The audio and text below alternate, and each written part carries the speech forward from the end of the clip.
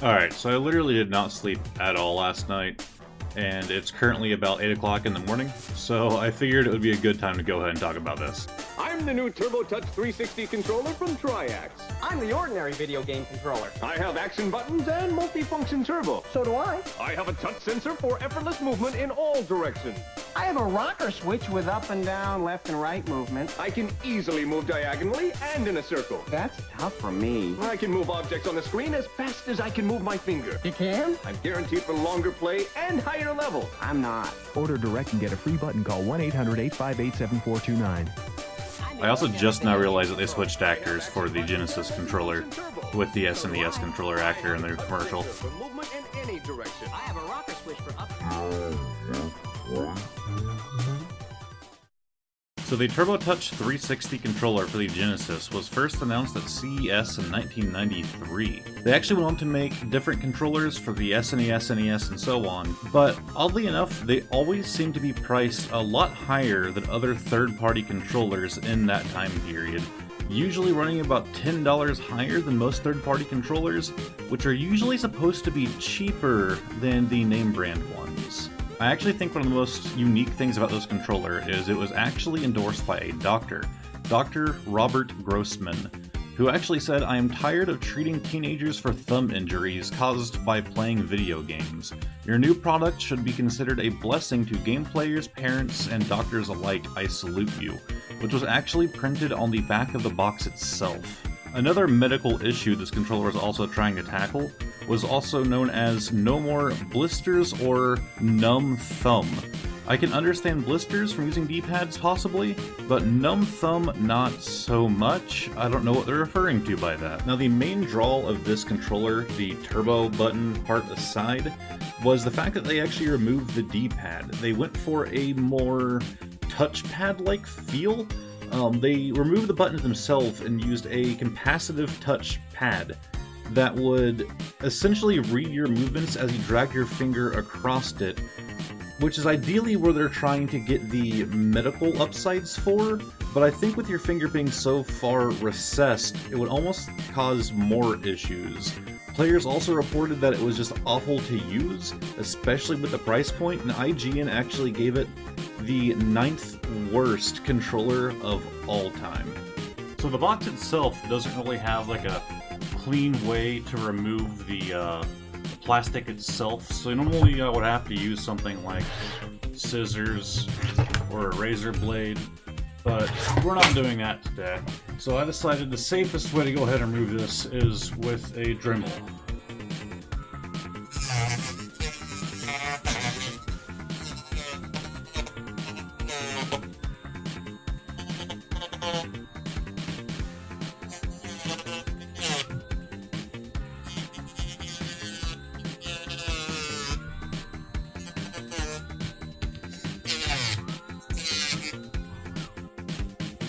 Yeah, I think we definitely did that the correct way. So let's just go ahead and open this thing up.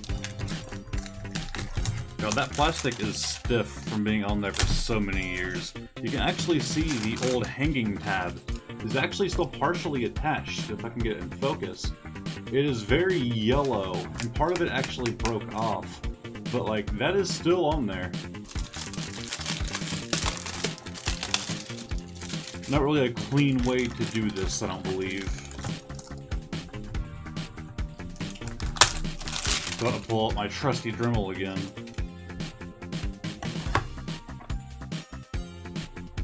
I think this box definitely stood the test of time too well. It is super flimsy. I'm going to get this back in focus. I hate this camera. And there we go. Little thing of bubble wrap to protect that whole thing. There's like no other padding in here at all. We have a 1-year warranty. Seeing as we just purchased it and it's still in its container, I'm sure this warranty still stands. There's no like time limit on here, just like 1 year. So I'm sure we can fill that out and get our refund if there's any issues with it. We have instructions on how to use the touchpad itself.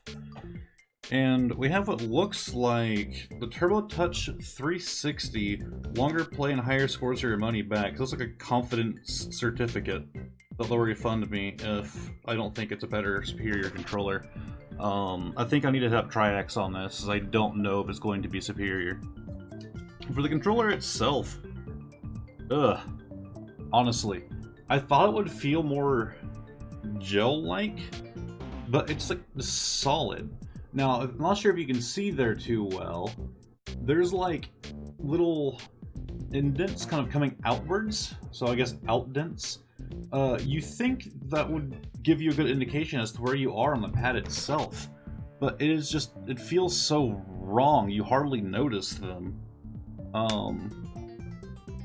Ooh, switches feel like they don't work. There we go. I think we have a faulty one there. That was trying to get stuck in the center. That feels like a sponge, 100%. Those don't feel bad. Compared to a regular Genesis controller, they're really about what I expected. Yeah. I don't know. I don't think it's too bad. It's nice that at least they wrap up the cable and send us a very tiny thing of bubble wrap to contain it in this entire box. I'm sure it's not damaged at all. Okay, so the first game I decided to try was Kid Chameleon.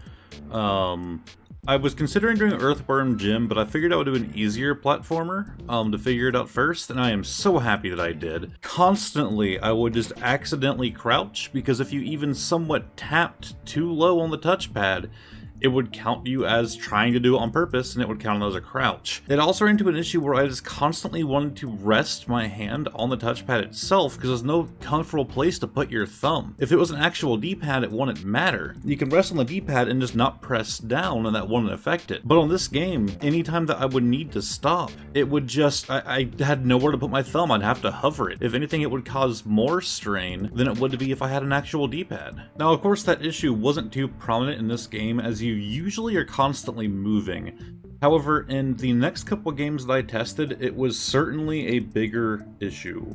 So, of course, the second game I decided to test it out on I thought would be better was Mortal Kombat. To be fair, it wasn't that bad. If anything, it was kind of nice that it was easier being able to duck relatively quicker than with regular D-pad. I don't think it was much of a difference, to be honest with you, but I think if you had enough practice, it would be an upside. As you can probably see, I am getting absolutely destroyed. I can't blame that on the controller. I never play Mortal Kombat, especially the older games. And yeah, that's definitely just me being bad, not really the controller's fault on this one. Alright, so after that, I decided to try and play Sonic Spinball. But apparently my copy is broken.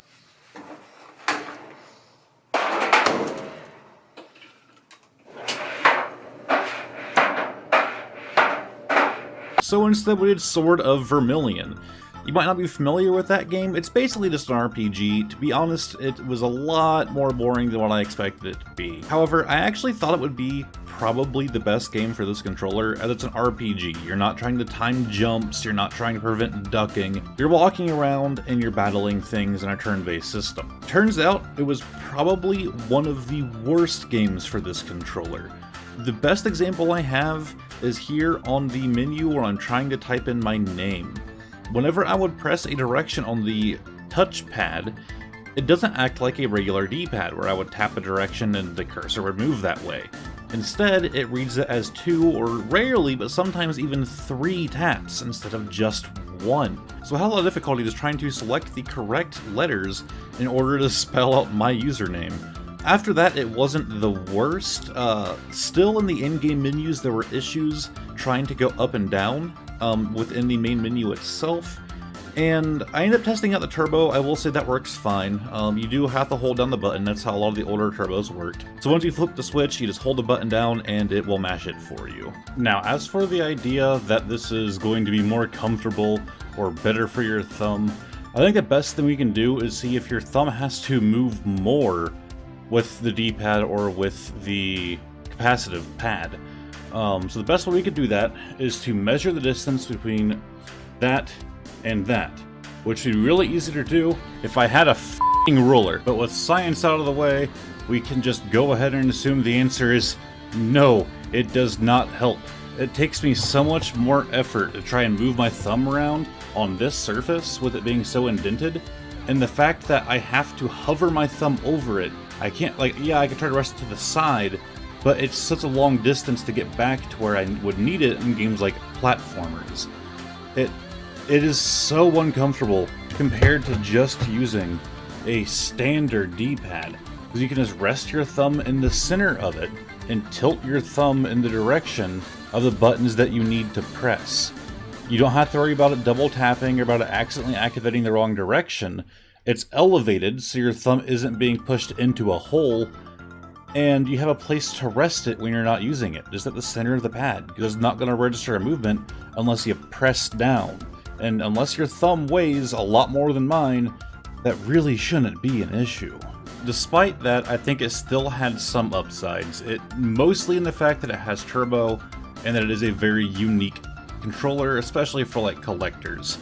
So the question is, what controller do you guys think I'll be using from now on? Just leave your answer in the comments, I'll wait. You probably picked correctly. I got my hands mixed up. I'm using the proper controller. This thing is If you'll excuse me, I have work to do. Thank you guys so much for watching this video. I've been wanting to do retro stuff for a while now. This is my first time really going into it. I have a whole collection of stuff back there. A lot of things that aren't even opened that I just am waiting to finally get the chance where I can make videos like this. So there is more to come. If you enjoyed this kind of content, please leave a sub, and hopefully you'll enjoy the future videos. Aside from that, I know a lot of YouTubers like to have like their Patreons pull up at the end of the video. I don't have a Patreon. What I do have are Twitch subs, so you guys get to have your names in the video for subbing to Twitch. At the beginning of this video, you saw me falling there in the background, so while the sub list is going by, you guys will get to see the outtakes of me attempting to fall over and over, and most of the time failing because I either tried to brace myself or because I ended up falling and I was still within the camera frame, which ruined the whole thing. So have fun with that.